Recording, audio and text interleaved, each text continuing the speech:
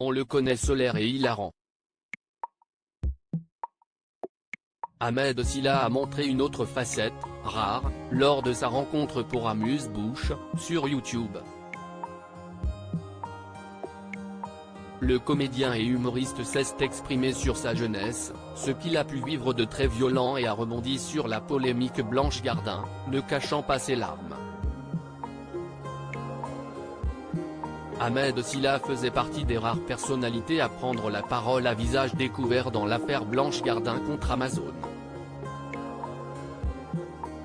Il s'était manifesté après le scandale provoqué par la prise de parole de l'actrice et humoriste, choquée par le salaire proposé pour participer à l'émission LOL qui rit par la plateforme Prime Video, du groupe Amazon.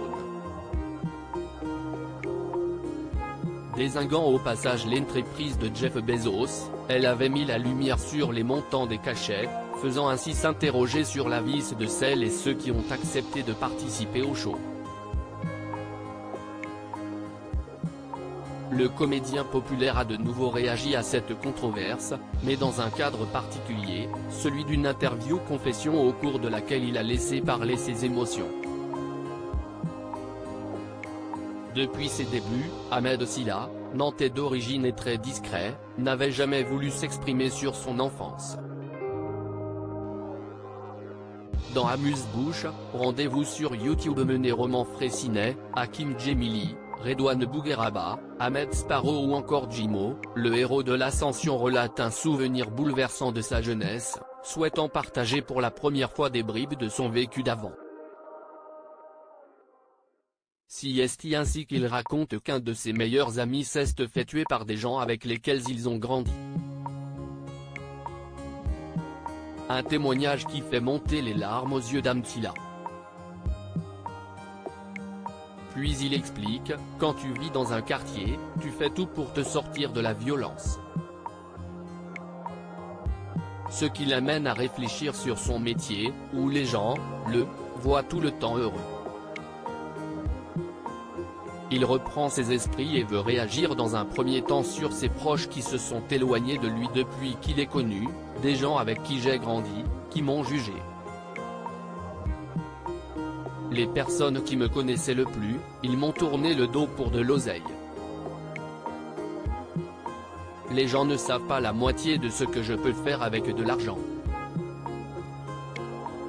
De quoi rebondir sur la polémique Blanche Gardin, on ne m'a même pas proposé 200 000, mais la vie de ma mère, on me propose demain 200 000 je le fais.